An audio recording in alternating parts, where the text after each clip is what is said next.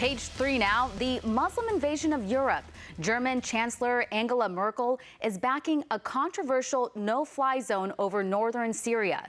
She said it will reduce the so-called refugee crisis by creating a buffer zone along the Turkey-Syria border. Now, Merkel hopes it will help those backing the Assad regime and those opposed to it come to an agreement. Meantime, during a joint news conference with Israeli Prime Minister Benjamin Netanyahu, Merkel outlined her efforts to reduce the flow of migrants to Europe. Let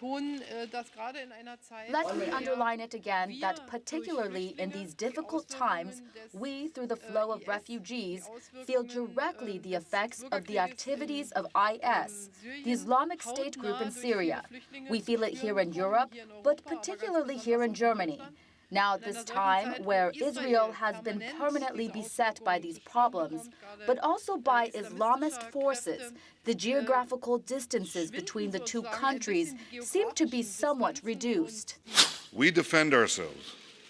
There's no question about that. But when so doing, we defend also your values. And by being where we are, in the center of the Middle East, by defending our flanks, by helping defend the neighborhood, we are preventing the addition of as many as 100 million more people to the tragedy and turbulence of militant Islam. Now, creating a no-fly zone on the Syrian border goes against NATO policy, and Russia warns that creating such a zone will help terrorists and divide the war-torn country. Joining me now from Southern California, international affairs expert and editor of the Nussbaum report, Barry Nussbaum. So, Barry, we know that since the Paris attack, that 602 Muslim refugees have entered the U.S., and by the way, only 2 of them Christians. But the problem isn't that just the horrible vetting process. The problem is assimilation, and we're seeing that problem, the culture clash happening in Germany, across the EU today. Yeah, absolutely right, Stephanie. We can't overlook the lack of vetting. Every single national security expert in this country, with the exception of our president, has said we cannot verify virtually anything about these immigrants. In other words, name, location of where they're coming from, their background, their criminality, their affiliation, none of it.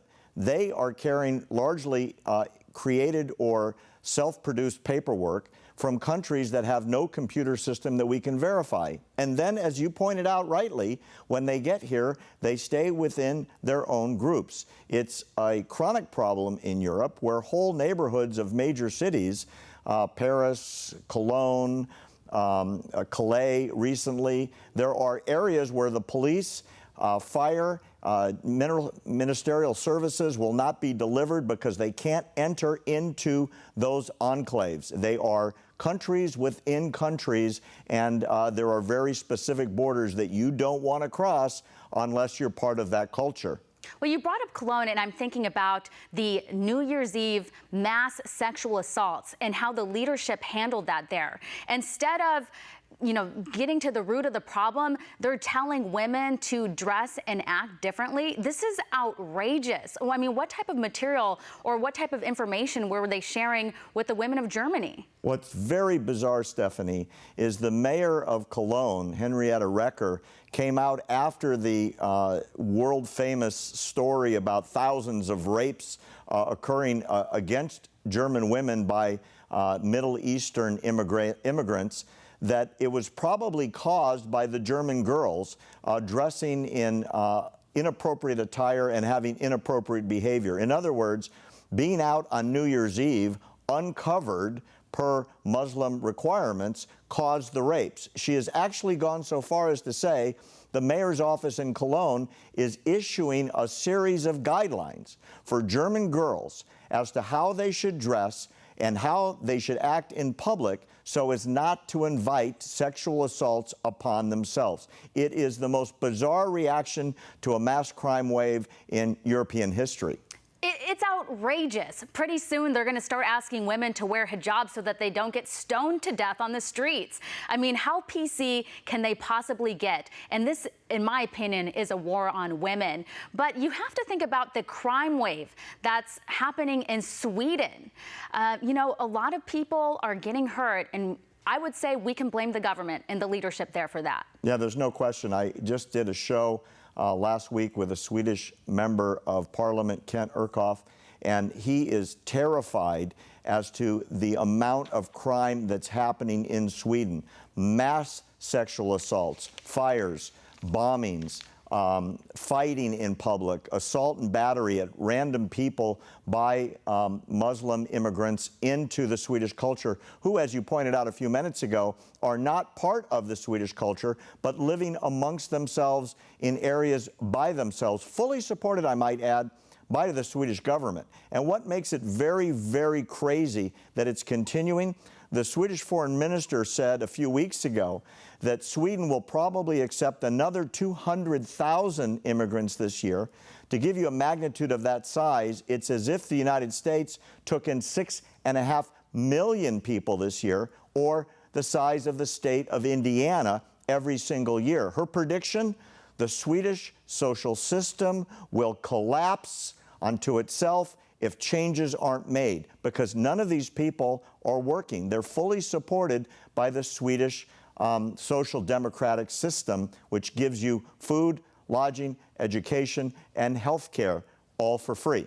And you know, the scary thing is if the president had his way, he would take in all these millions of Syrian Muslim refugees into our country without even vetting them, I'm sure. But this brings up another problem. We know that terrorists are among these refugees. Yes, we do. And what's really scary is that the Islamic State released a handbook telling these Muslims how to act not Muslim. Yeah, this is absolutely flabbergasting that this isn't headline news coast to coast in the United States. There is such a thing as the ISIS Handbook for Terrorists. It's in Arabic, and it's been found on a great number of these immigrants into Europe. It tells them how to blend in to the social networks of the various host countries. For example, cut your hair, cut your beard, don't act Muslim, wear a crucifix, don't pray in public, don't speak Arabic in public. And when plotting terrorism, make sure you meet in a loud place like a nightclub where the music is loud and people are drunk so you can't be overheard. I'm not making this up. You can get this online. There are thousands of these booklets that have been found on immigrants in Europe. They are sent specifically to infiltrate and create terrorism in the host country. There's thoughts that Paris was one of many that were planned. I mean, the Paris attacks and the mass murder, and many have now been thwarted. However, as the problem gets worse, I'm very curious as to how the United States is going to react and whether or not this is going to be covered in the American press, because as you said, many thousands, maybe hundreds of thousands are on their way here now. The San Bernardino killings, 2 people that came here without proper vetting, that weren't really married under the right circumstances, that came here specifically to mass murder Americans after pledging their loyalty to ISIS. I wonder how many more are already here. Yeah, you know, this boils my blood. Americans should come first, always. And you know what? We need to put a stop to allowing these refugees coming into this country freely. We need to put Americans first. And you know, the best thing that we can do is solve their problems there, not here. Absolutely. They should be staying there. If they come here, they're no longer refugees. It's because we have invited them and we're going to pay for them. Importing them all here will not solve the problem. Thank you so much, Barry. Of course, Stephanie. Coming up next, Stop the Tape, why it is crucial that we reject the disastrous new Obama economy. Also ahead, Hillary's campaign in crisis and the candidate channeling in the canines.